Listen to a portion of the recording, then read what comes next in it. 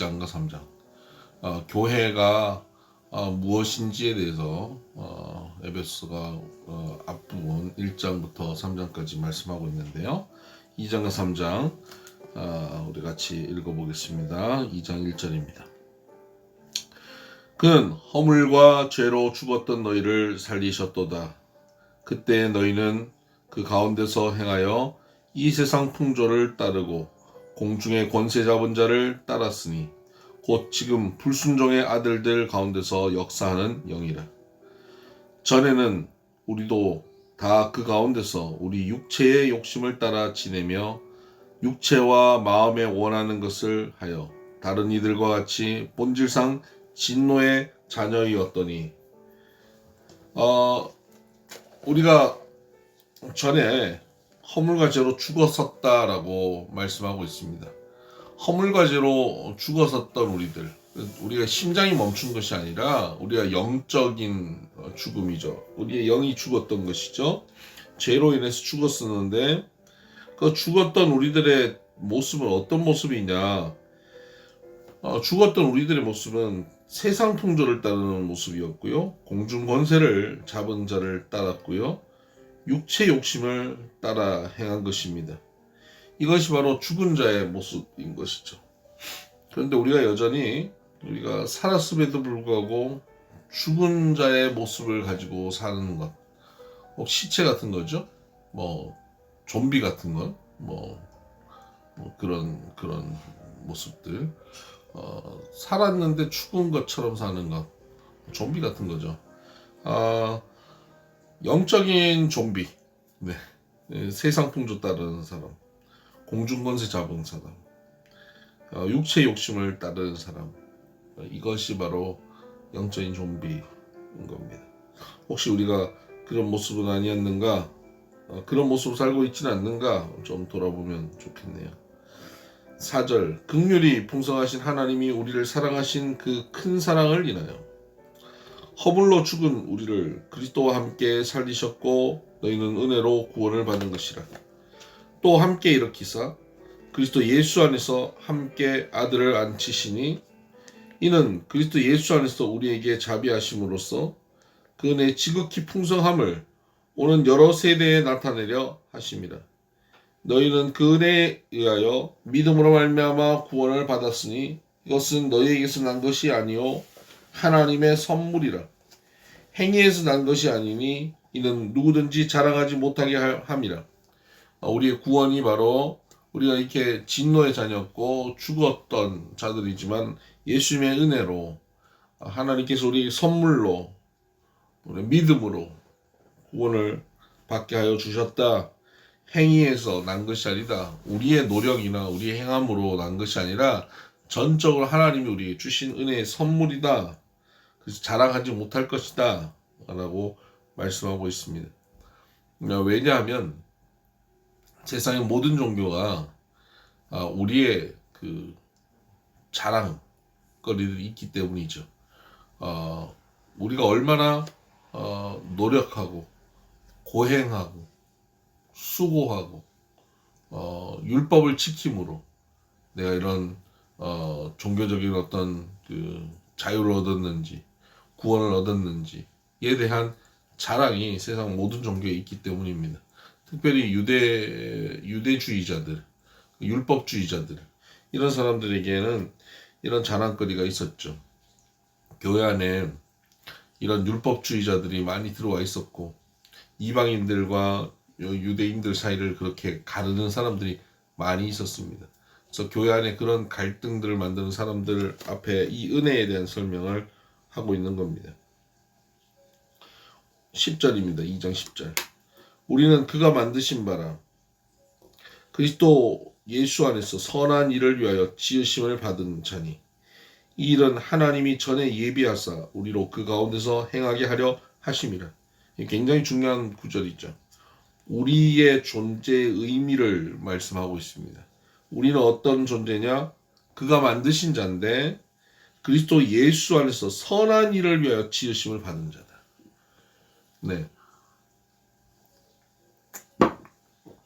우리를 창조하신 목적, 우리를 지으신 목적, 선한 일을 위하여 지음받은 자다.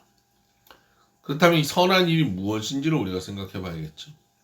이걸 그냥 뭐 착한 일, 뭐 착하게 살라고 그렇게 우리가 표현할 수는 없고요. 하나님이 우리를 지으신 이 선한 일을 위하여 지으신 이 목적, 선한 일이라고 하는 것이 무엇인지 이걸 좀 생각해 봐야 합니다. 뒤에 내려가면서 좀 생각해 보겠습니다. 11절 그러므로 생각하라. 너희는 그때 육체로는 이방인이요 손으로 육체에 행한 할례를 받은 무리라 칭하는 자들로부터 할례를 받지 않는 무리라 칭함을 받는 자들이라. 그때에 너희는 그리스도 밖에 있었고 이스라엘 나라 밖에 사람이라. 약속의 언약들에 대하여는 외인이요 세상에서 소망이 없고 하나님도 없는 자이더니 그 이방인이었다 하는 겁니다. 이제는 전에 멀리 있던 너희가 그리스도 예수 안에서 그리스도의 피로 가까워졌느니라. 그는 우리의 화평이신지라. 둘로 하나를 만드사 원수된 것 곧 중간에 막힌 담을 자기 육체로 허시고 법조문으로 된 계명의 율법을 폐하셨으니 이는 이 둘로 자기 안에서 한 세 사람을 지어 화평하게 하시고, 이 둘이라고 하는 것은 하나는 유대주의자들, 하나는 이방인들, 이런 표현입니다. 유대주의자들과 이방인들을 둘로 하나 되게 하여 주셨다 하는 것이죠.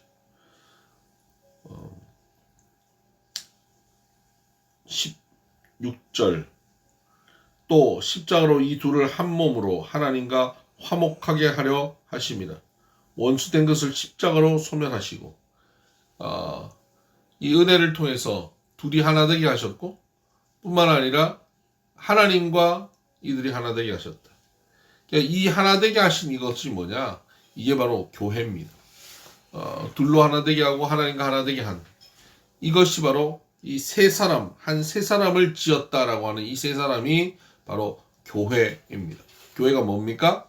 바로 예수 그리스도의 은혜로 전에 멀리 원수되었던 자들이 주 안에 하나 되어지고 하나님과 우리가 원수되었던 관계 아닙니까? 하나님께 원수되었던 우리들이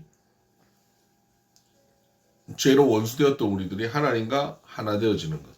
이것이 바로 교회인 겁니다.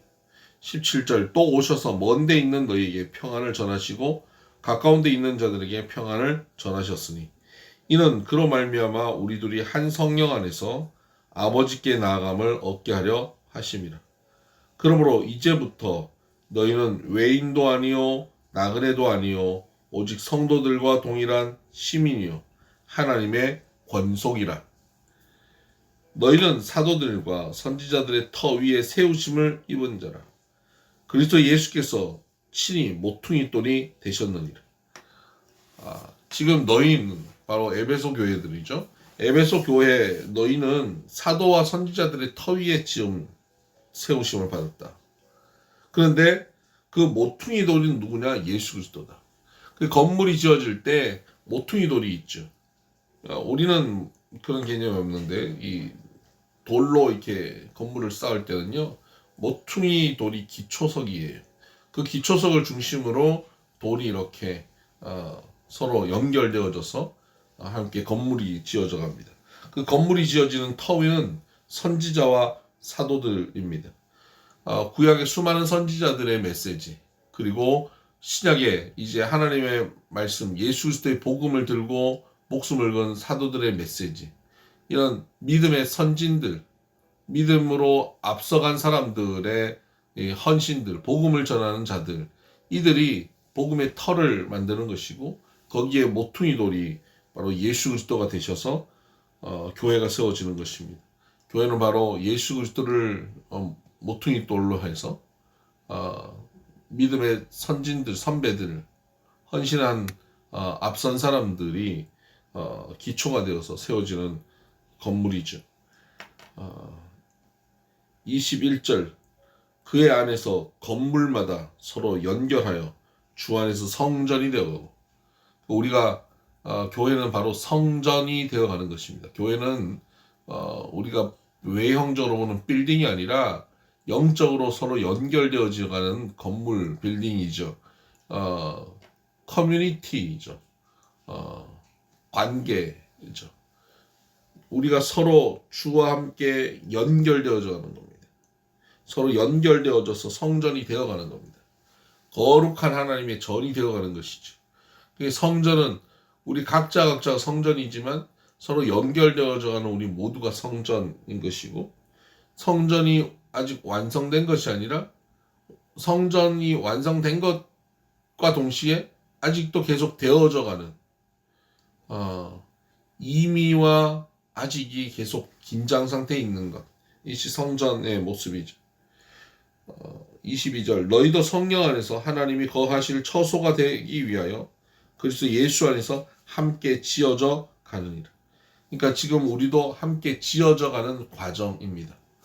공사 중이죠. 오늘도 우리는 계속 공사 중입니다. 공사 중일 때는 어떻습니까? 불편하죠.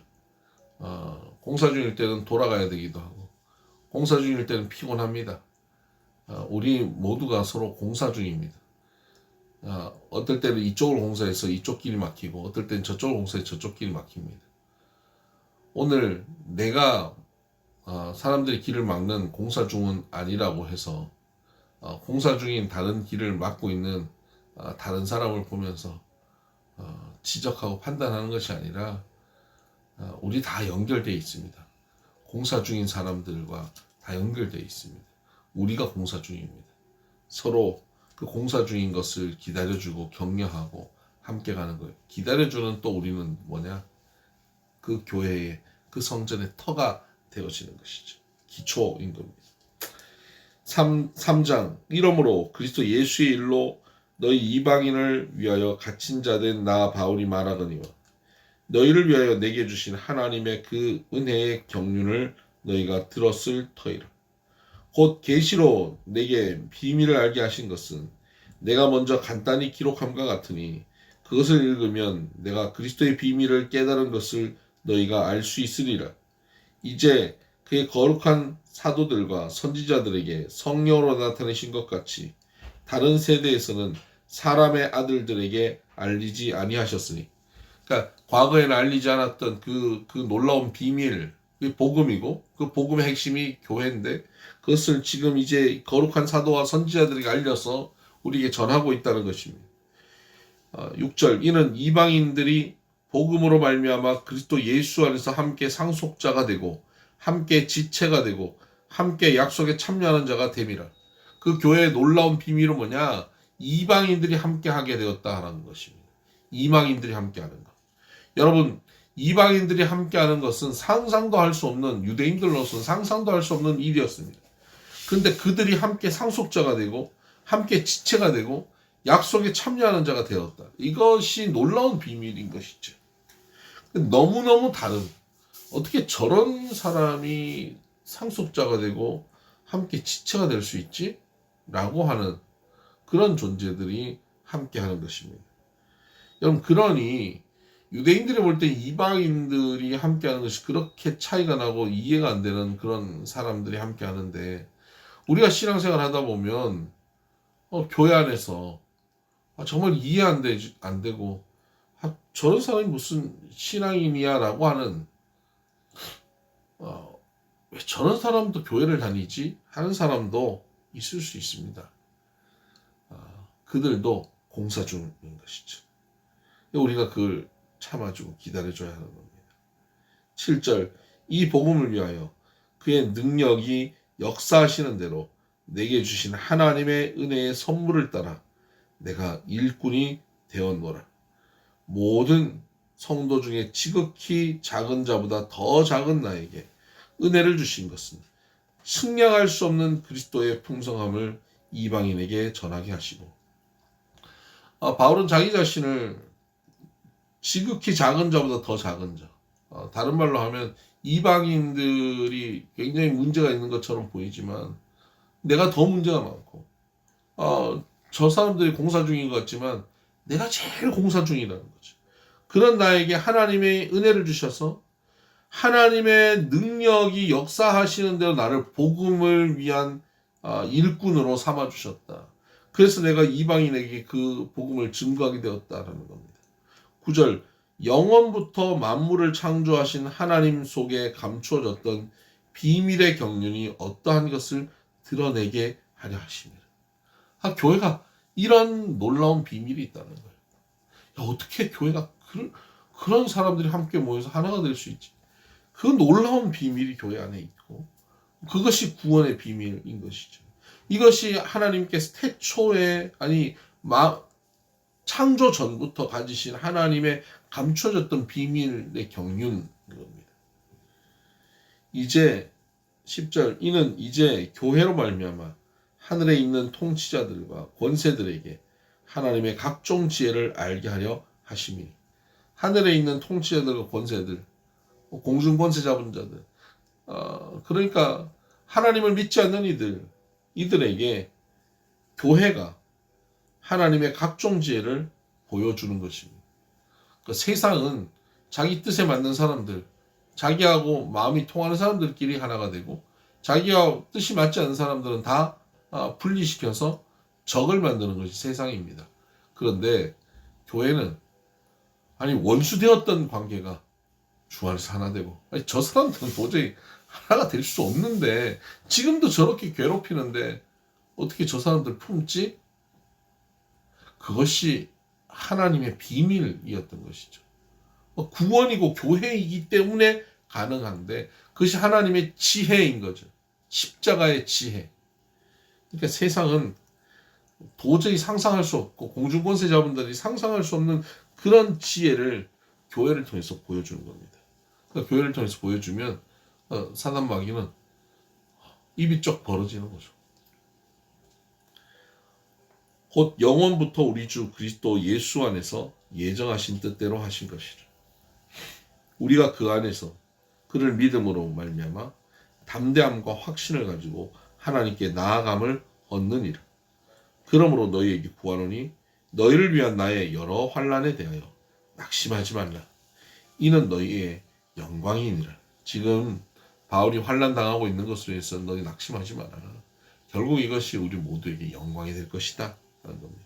14절 이러므로 하늘과 땅에 있는 각 족속에게 이름을 주신 아버지 앞에 무릎을 꿇고 비노니 그의 영광의 풍성함을 따라 그의 성령으로 말미암아 너희 속사람을 능력으로 강건하게 하시오며 믿음으로 말미암아 그리스도께서 너희 마음에 계시게 하시옵고 너희 사랑 가운데서 뿌리가 박히고 터가 굳어져서 능히 모든 성도와 함께 지식에 넘치는 그리스도의 사랑을 알고 그 너비와 길이와 높이와 깊이가 어떠함을 깨달아 하나님의 모든 충만하신 것으로 너에게 충만하시기를 구하노라.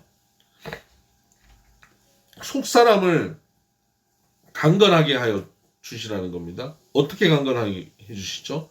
영광의 풍성을 따라서 성령의 능력을 통해서 믿음으로 예수님을 우리의 마음에 계시게 하는 것, 그것이 우리의 속사람을 강하게 하는 것입니다.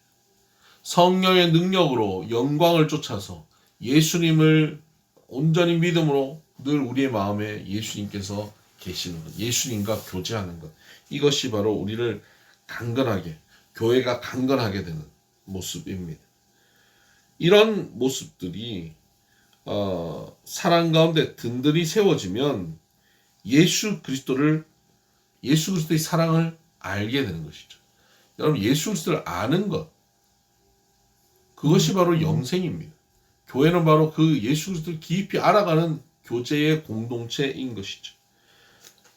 그 얼만큼 아느냐, 그 너비와 길이와 높이와 깊이가 어떠함을 깨달아 알게 됩니다. 공중권세 잡은 자들이 상상하지 못하고 세상의 권력자들이 상상할 수 없는 그 놀라운 신비가 교회 안에 있는데 그 교회 안에서 서로 하나 되어지고 하나님과 하나 되어지는 이 과정을 통해서 우리는 그 사랑의 너비와 길이와 높이와 깊이가 어떠함을 깨닫게 되는 것이죠. 그 깨달음을 주시기 위해서 오늘도 우리는 그 다름 속에 던져지고 그 다름으로 괴롭기도 하고 고통스럽기도 하지만 예수 그리스도의 십자가의 사랑으로 그 다름을 품어내므로 이 사랑을 점점 더 알게 되는 것입니다. 20절 우리 가운데서 역사하시는 능력대로 우리가 구하거나 생각하는 모든 것에 더 넘치도록 능히 하실 이에게 교회 안에서와 그리스도 예수 안에서 영광이 대대로 영원 무궁하기를 원하노라. 아멘. 예수님께서는 우리에게 생각하는 것, 우리가 구하는 것 더 넘치도록 능히 하시는 분이십니다. 이것이 바로 예수 그리스도의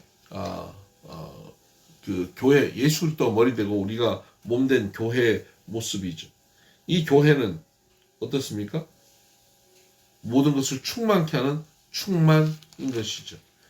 2장 21절에 보면 우리가 성전이 되어가고 예수님 안에서 성전이 되어가는 것. 1장 22절에 보면 만물 위의 교회의 머리로 삼으셨다.